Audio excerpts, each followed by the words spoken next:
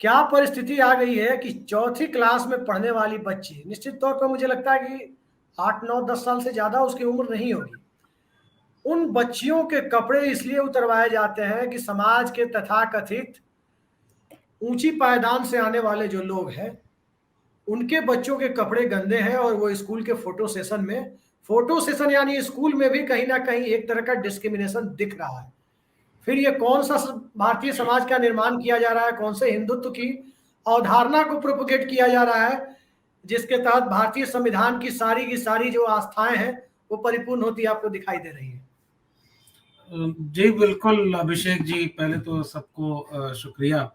और आप राम राज्य के विपरीत जा करके इस तरह के सवालों पर बहस कर रहे हैं, ये भी एक दिक्कत की बात है, क्योंकि अब तो नहीं, मैं अमूमन राम राज के आदर्शों के विपरीत नहीं हूँ।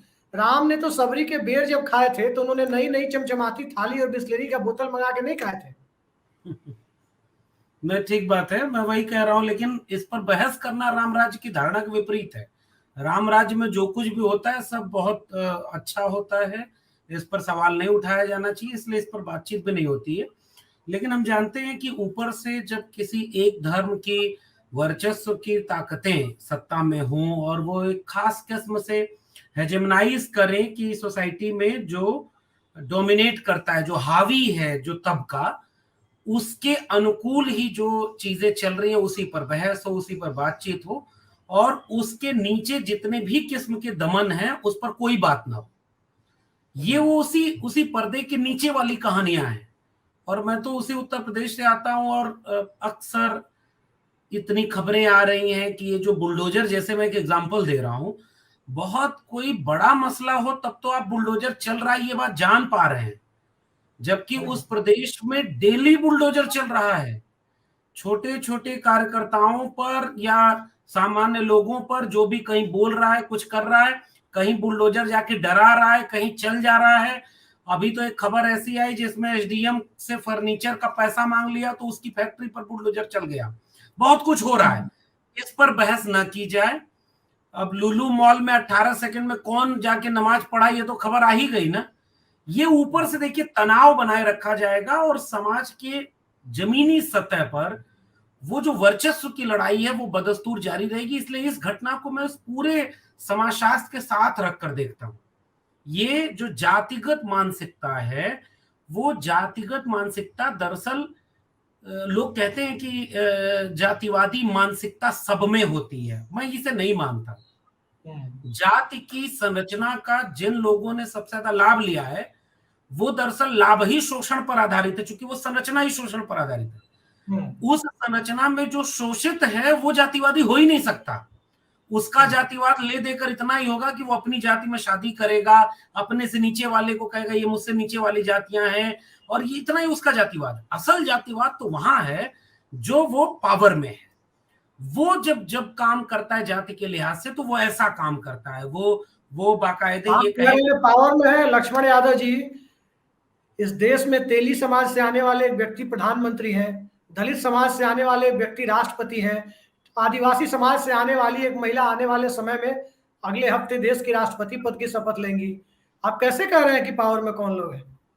हाँ, पावर में बिल्कुल सही बात है। वो एक जमाने में ये किस्सा खूब चलता था कि जो असल ताकत में लोग हैं वो अपनी ताकत को जब इतना मजबूत कर लेते हैं कि वो राजा खुद नहीं बनते, बनाते हैं। लेकिन उसके पीछे से वो किसके हित में फैसले किए जाते हैं यह भी सबको पता है। देखिए, जो लोग इस बात पे खुश हो जाएं कि मेरे जाति का व्यक्ति को आगे किया जा रहा है, वो खुश होते रहें। हमारा काम ये है कि हम उस जाति तो बहुत छोटी बात है, हम न्याय के पैरोकार होकर के जब एक विश्लेषण करते हैं कि इस देश में आदिवासियों की मूल समस्या क्या है, वो समस्या राष्ट्रपति बना करके सुलझाई नहीं जाएगी और दमन और शोषण बढ़ जाएगा। मिसाल के तौर पर आप याद करिए, उधर कैंडिडेचर घोषित हुआ और इधर अनुसूची 5 में छेड़खानी करने का प्रस्ताव पारित हो गया है, जिसके तहत ग्राम सभा से बिना पूछे भी आदिवासियों की जमीनें ली जा सकती हैं। ये है सामाजिक न्याय। लक्ष्मण यादव जी, आपकी आवाज। लक्ष्मण यादव जी इस देश के एक पूर्व प्रधानमंत्री थे, वो अक्सर कहा करते थे कि लोकतंत्र में शासन बंदूक की गोली से नहीं बल्कि इच्छा शक्ति के दम पर किया जाता है। क्या हापुड़ जैसी घटनाएं भविष्य में ना हो, इसके लिए मौजूदा सत्ता पक्ष की कोई इच्छा शक्ति आपको दिखाई देती है?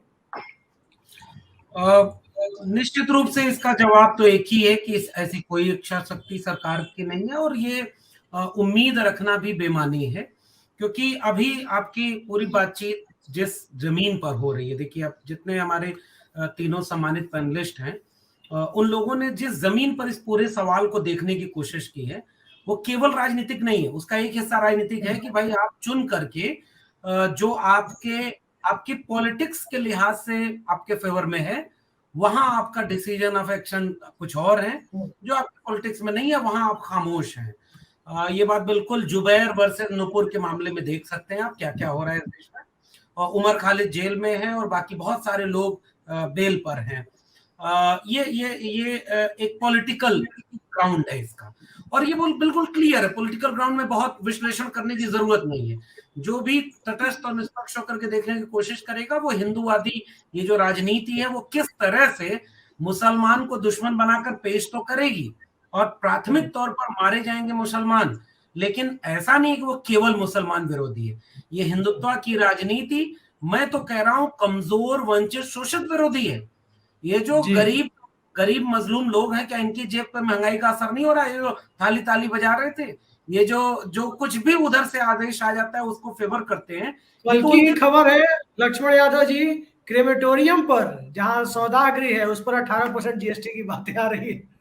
और अब तो पता नहीं ये देश में क्या हो गया, मुझे पता नहीं। ये वही देश है जहां प्याज पर सरकार गिर जाती थी, अब तो कुछ भी कर लो सरकार गिरने का नाम नहीं, पार्टी गिर जा रही है। सरकार सत्ता में बैठे हुए लोग लहसुन प्याज नहीं खाते हैं ना। मतलब नहीं, ये तो खैर बेकार की बात है। मैं नागरिक बोध कैसे बदल दिया गया। पहले लोग पेट्रोल डीजल महंगाई का दोषी सरकार को मानते थे, अब वही लोग स्वतःस्फूर्त तरीके से एक अजीब से तर्क दे रहे हैं कि राष्ट्र का विकास करना तो पैसा चाहिए होगा। ये जो विचलन आया है नागरिक बोध में, ये जो विचलन आया है समाज बोध में, ये बहुत खतरनाक है। मैं बार बार, सुशील जी इस बात से एग्री करेंगे कि यह जो विचलन है ये किसी सरकार का बनाया हुआ नहीं, ये तो बहुत लॉन्ग टर्म में आपके लिए नुकसान करेगा। इसलिए मैं जिस जमीन पर जो तमाम पैनलिस्ट ने बात की, अभी सुधांशु जी ने जो बात कही कि भाई आप अपने, और सुशील जी ने बिल्कुल ठीक वो जमीन बताई, सामाजिक न्याय की बात करने वाले लोग जाति के उन्मूलन, जाति के विनाश या इस तरह के सवालों पर बात करने वाले लोगों की अब जिम्मेदारी ज्यादा बड़ी हो गई है। वो दोहरी जिम्मेदारी है। वो दोहरी जिम्मेदारी इस बात की है कि जो आपके अपने दलित, पिछड़े, आदिवासी हैं, वंचित, शोषित हैं, मुसलमान महिलाएं हैं, जो वल्नरेबल तबका है, आप इनको दो बातें समझाना आपकी जिम्मेदारी है। पहला, जो जिस नाम पर पॉलिटिक्स हो रही है वो कैसे आपका इस्तेमाल करेगी, वो रामनाथ कोविंद बनाकर, वो मोदी बनाकर, द्रौपदी मुर्मू बनाकर और तमाम कैबिनेट मिनिस्टर बनाकर के किस तरह से आपका इस्तेमाल करेगी, इसको लेकर जागरूक करना अपने इस पूरे 90% समाज को। और दूसरी तरफ आपके बुनियादी मुद्दे क्या हैं। अगर ये जागरूकता हम अपने उस 90% समाज में सामाजिक, सांस्कृतिक आंदोलन और बौद्धिक विमर्श के तहत नहीं ले जा पाएंगे, तो माफ करिए, किसी राजनेता से कोई बदलाव इस तरह नहीं आया जो स्थायी हो। राजनेता के एक सिग्नेचर से बदलाव बहुत आते हैं। बनी उत्तर भारत में और दक्षिण में स्टालिन की गवर्नमेंट है, उसका बहुत असर सकारात्मक भी दिखता है। एक फैसले से लाखों लोगों की तकदीर भी बदलती है। मगर जो स्थायी परिवर्तन है, ये राजनेता याद नहीं किए जाते हैं। 1000 साल पहले के बुद्ध, कबीर याद किए जाते हैं, बिरसा, फुले, अंबेडकर याद किए जाते हैं, लोहिया याद किए जाते हैं, किसी राजनीतिक उपलब्धि के नाते नहीं, वैचारिक विमर्श के नाते। इसलिए, और सुधांशु जी ने जो बात कही, मैं 100% उससे सहमति दर्ज करते हुए कह रहा हूं, हमारे अपने वंचित, शोषित 90%, मैं तो अब जाति की बात भी नहीं कर रहा, इस देश के जो कमजोर लोग हैं, जो वंचित, शोषित लोग हैं, वो 90% हैं। और उन 90% लोगों के जो बौद्धिक लोग निकले, जो अधिकारी लोग निकले, जिन पर सामाजिक जिम्मेदारी है, सांस्कृतिक जिम्मेदारी है, पे बैक टू सोसाइटी है, साहब वो उसमें से अधिकांश लोग खामोश होकर के केवल नौकरी बचा रहे हैं। थोड़े से लोग लड़ रहे हैं। हम लोग दिल्ली विश्वविद्यालय में हैं, वहां रविकांत जी आ गए लखनऊ विश्वविद्यालय में, सुधांशु जी हैं दिल्ली विश्वविद्यालय के, कम से कम 2 वरिष्ठ लोग मेरे सामने बैठे हैं, और मैं इन लोगों के सामने एक बात बोल रहा हूं, आप जाकर देखिए इन विश्वविद्यालयों में लड़ने वाले लोगों की स्थिति, अकेले कर दिए जाते हैं, चिन्हित करके निशाने पर लगाए जाते हैं। और जबकि इन हमारे अपने तबके के लोग बहुसंख्यक हैं, लेकिन वो खामोश रहते हैं। तो जो थोड़े से लोग हैं वो लड़ रहे हैं। इसलिए अगर एक व्यापक परिवर्तन और स्थायी बदलाव, वरना ये घटना तो बहुत मामूली घटना है साहब, ऐसी घटनाएं होती आप रहेंगी। घटना को तो मामूली बता रहे हैं और